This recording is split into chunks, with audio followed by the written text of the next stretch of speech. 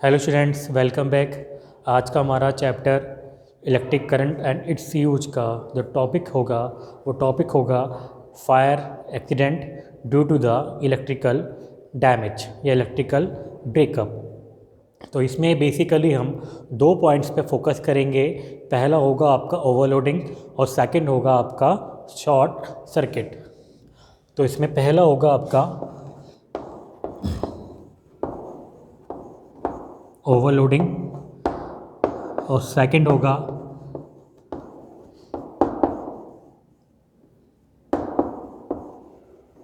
Short circuit. Overloading and short circuit दोनों का हम टर्म समझ लीजिएगा। जब भी अप्लायंसेस में या फिर आपका जो हमारी लाइंस होती है, ठीक है, जहाँ पे आपके दो पॉइंट्स आ जाएंगे, ओवरलोडिंग या फिर आपका शॉर्ट सर्किट, तो मैक्सिमम चांसेस होता है कि आपका जो घरों में आग लगने का या फिर आपका शॉप्स में आग लगने का या फायर एक्सीडेंट होने का वो होता है आपका इलेक्ट्रिकल सर्किट में ओवरलोडिंग होना या आपका शॉर्ट सर्किट होना।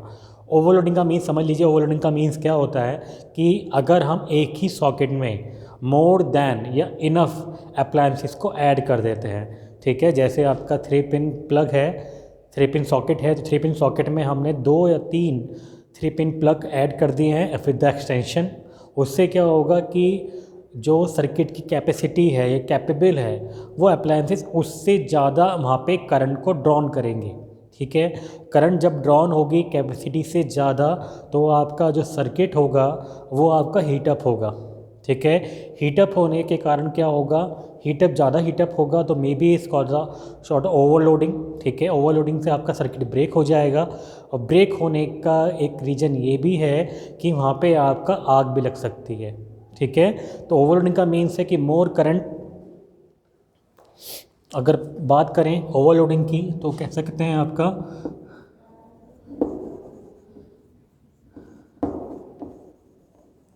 Maximum current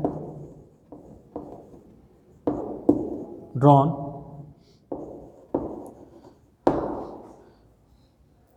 with the circuit, more current drawn with the circuit than its capacity, ठीक है। More maximum current drawn within the circuit than its capacity, तो इसकी कैपेसिटी से ज़्यादा अगर हम सर्किट में से करंट को ड्रॉन करते हैं, ठीक है, तब बोला जाएगा ओवरलोडिंग। जैसे मान लीजिए 6 एम्पियर की एक लाइन है और 6 एम्पियर्स की लाइन में आपने 7 एम्पियर की करंट को ड्रॉन कर रहे हैं तो 1 एम्पियर एक्सीड कर गया हो। 1 एम्पियर एक्सीड करने का मीन्स है कि आपका सर्किट ओवरलोड हो रहा है। नेक्स्ट है आपका शॉर्ट सर्किट। शॉर्ट सर्किट जैसे नाम समझ में आ रहा है, सर्किट कैसा हो रहा है आपका, शॉर्ट हो जा रहा है। अब इसका मीन्स सुन लीजिए, इसका मीन्स क्या होता है। अब इसका मीन्स क्या होता है शॉर्ट सर्किट का, हमें पता है कि हमारे सर्किट जो भी होगा उसमें 2 वायर आपके जाते हैं, एक होगा आपका लाइव वायर और एक होगा आपका न्यूट्रल वायर। लाइव वायर में करंट फ्लो होती है जबकि जो न्यूट्रल वायर होता है उसमें कोई भी करंट नहीं होता। तो जब भी आपका लाइव वायर और न्यूट्रल वायर डायरेक्ट कांटेक्ट में आ जाएंगे, मैं कैन रिपीट कर रहा हूँ, जब भी आपके लाइव वायर, ठीक है, और आपके न्यूट्रल वायर डायरेक्ट कांटेक्ट में होगा तब तब आपका क्या होगा, सर्किट शॉर्ट हो जाएगा। तो 2 वायर होते हैं जिसमें करंट मूव करती है, एक होगा लाइव वायर, ठीक है, इन विच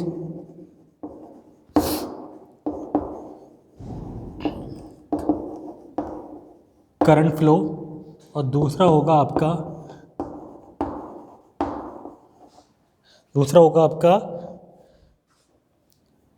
neutral wire.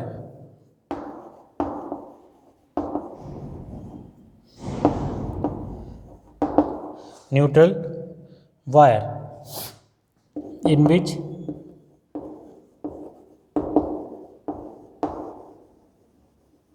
no current flow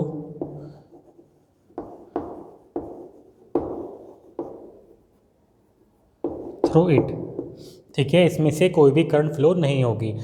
तो कब होगा short circuit? Direct contact of live wire and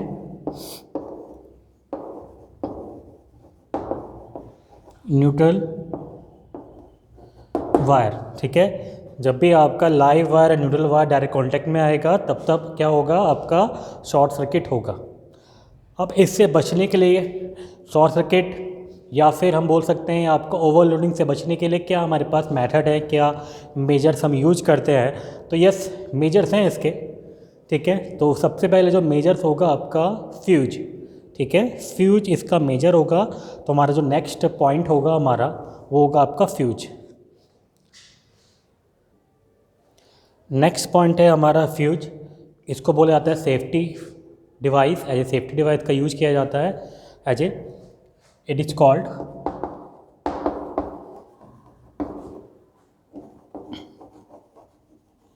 safety device.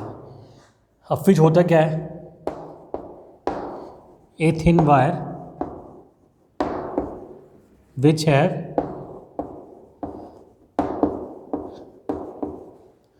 High resistance and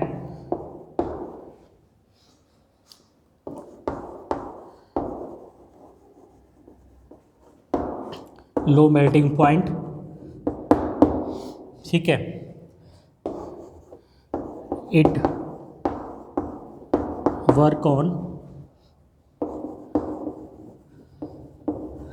heating effect of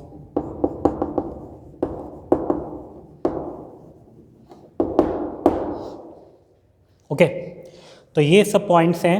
fuse क्या है? फ्यूज एक आपका एक सेफ्टी डिवाइस है जो बेसिकली हमेशा लाइव वायर या फिर आप बोल सकते हैं वायर से आपका डायरेक्ट कांटेक्ट में रहता है, ठीक है।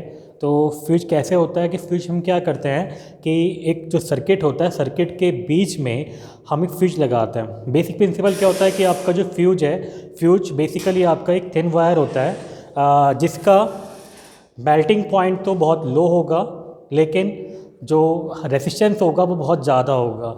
मान लीजिए हमारा सर्किट है, सर्किट आपका 6 एम्पियर का है, ठीक है। तो वहाँ पे जो फ्यूज लगाएंगे वो उसकी जो कैपेसिटी होगी, मैक्सिमम कैपेसिटी फ्यूज की, वो 5.5 एम्पियर का हम फ्यूज लगाते हैं। कभी भी 6 एम्पियर की अगर लाइन है तो 6 एम्पियर का फ्यूज नहीं लगाते, हमेशा उससे नीचे फ्यूज लगाते हैं, लाइक 5.5 एम्पियर। तो जैसे ही आपकी जो करंट है सर्किट में 5.5 समथिंग आपके डाउन होने लगती है, तो जो आपका सर्किट है, ठीक है, सर्किट में जो फ्यूज होगा, फ्यूज क्या करेगा, फ्यूज में जैसे करंट पास होगी उसकी कैपेसिटी कितनी है, 5.5 की कैपेसिटी है।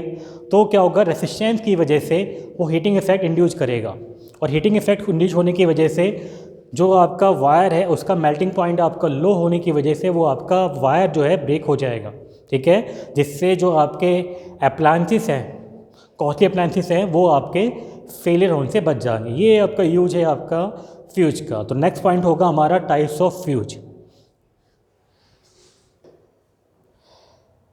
नेक्स्ट है आपका टाइप्स ऑफ फ्यूज में सबसे पहला फ्यूज है किट कैट फ्यूज। ये सबसे पुराना टाइप का फ्यूज होता है किट कैट। इसमें आपकी एक किट होती है और एक आपका कैट होता है, ठीक है, किट कैट। तो बेसिकली जो किट कैट होता है आपका एक प्रोक्लेन मटेरियल होता है आपका, मेड ऑफ प्रोक्लेन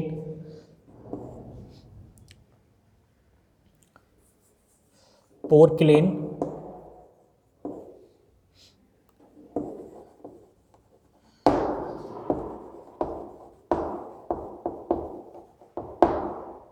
मटेरियल्स, ठीक है, प्रोक्लेन मटेरियल या फिर बोल सकते हैं प्रोक्लेन मैटर से मिलके आपका बना होता है, ठीक है। सेकंड इसमें होता है कि आपका जो फ्यूज होल्डर होता है उसको हम बोलते हैं किट, ठीक है। जो फ्यूज होल्डर होता है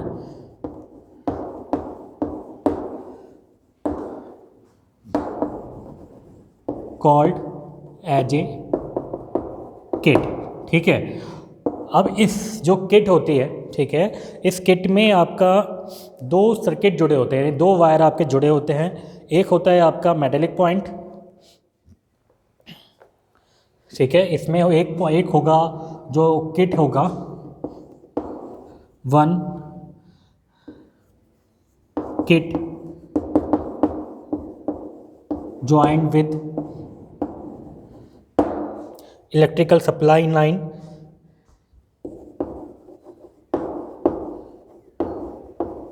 ठीक है, and another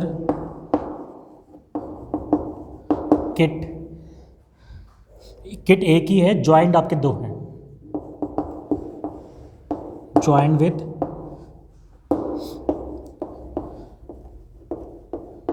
house hold supply, ठीक है। अब इसके बाद आता है जो नेक्स्ट होता है ब्रैकेट, जैसे बोला जाता है आपका ब्रैकेट, जिसमें मीन्स होता है कैट, ये फ्यूज ग्रिप,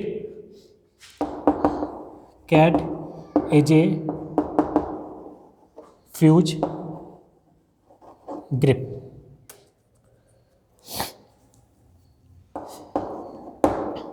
अगर बात करें यहाँ पे फ्यूज ग्रिप की तो कैसे होता है, जैसे मान लीजिए ये लाइन तो सप्लाई लाइन हो गई, मेन सप्लाई,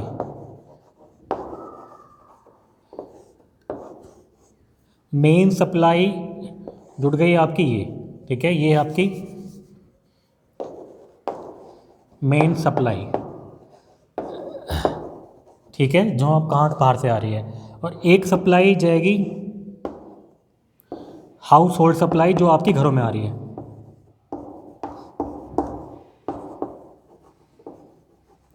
ठीक है। तो ये होती है आपकी किट, इसमें एक पॉइंट ये और एक पॉइंट आपका ये, ठीक है, ये होती है किट। अब किट के ऊपर लगाते हैं आपका किट फ्यूज, ठीक है, कैसे लगाते हैं, किट के ऊपर लगाते हैं कैट, ठीक है। अब कैट में होता है एक आपका फाइन वायर, जिसकी मेल्टिबिलिटी यानी मेल्टिंग पॉइंट आपका लो होगा, लेकिन आपका जो रेसिस्टेंस होगा उसका बहुत ज़्यादा होगा। तो जैसे ही इसकी कैपेसिटी से ज़्यादा करंट को ड्रॉन होता है तो वो सर्किट आपका क्या हो जाएगा, ब्रेक हो जाएगा, जो आपके हाउस होल्ड लाइन की सप्लाई आपकी कट ऑफ हो जाएगी। आपकी यहाँ पे एक सप्लाई कट ऑफ होगी, जबकि यहाँ पे आपकी सप्लाई कंटिन्यू मूव करेगी आपकी। तो ये कहलाता है आपका पहला किटकैट फ्यूज। अब इसका यूज़ बहुत कम कर दिया गया है, अब इन जगह क्या ले लिया गया, MCB ने ले लिया इनकी जगह, MCB।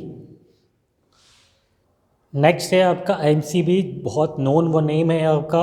अब किटकैट फ्यूज की जगह MCB ने ले लिया है, क्योंकि MCB भी बहुत सेंसिबल होती हैं ओवरलोडिंग और आपके शॉर्ट सर्किट के लिए। जैसे ही आपका करंट ड्रॉन होता है और MCB की लिमिट से ज़्यादा करंट ड्रॉन हो जाता है तो MCB जो है ऑटोमेटिकली स्विच ऑफ हो जाती हैं, ठीक है।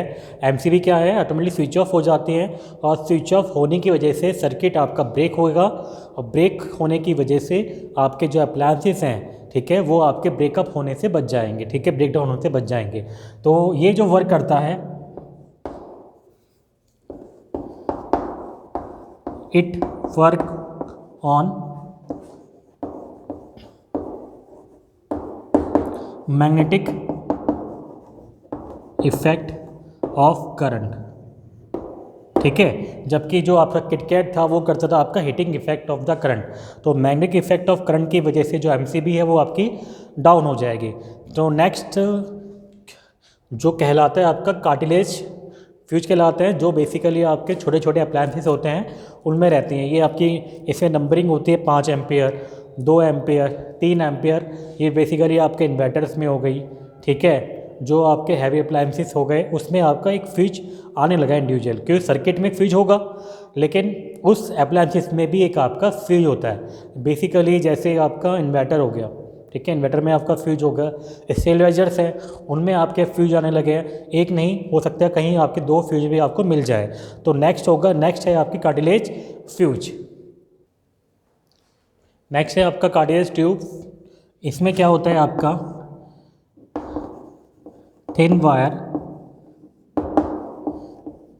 Placed in A small glass tube,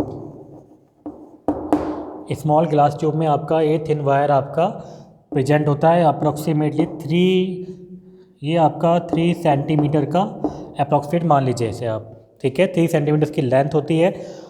और जो फ्यूज होता है, मान लीजिए ये आपकी ग्लास ट्यूब है, तो यहाँ पे आपका ये तो आपका ग्लास ट्यूब कहलाएगी, ठीक है। ये आपकी मेटेलिक प्लेट होगी छोटी सी, ठीक है, जिसके अंदर आपका और ये इसमें होगा आपका एक थिन वायर, ठीक है, थिन वायर। अब ये थिन वायर सेम फिनोमिना है, थिन वायर ये आपका वर्क करता है आपका heating effect of the current, जबकि जो एमसीबी करती है आपका magnetic effect of the current. तो जैसे ही आपका करंट इसकी लिमिट से ज़्यादा होगा ये मेल्ट हो जाएगा, मेल्ट होने पे सर्किट को ब्रेक करेगा, और ब्रेक होने से आपके जो अप्लायंसेस हैं वो आपके डैमेज या ब्रेक डाउन होने से आपके बच जाएंगे, ठीक है। तो ये आज की वीडियो में इतना ही। नेक्स्ट वीडियो में नेक्स्ट टॉपिक के साथ, तब तक के लिए बाय बाय, टेक केयर।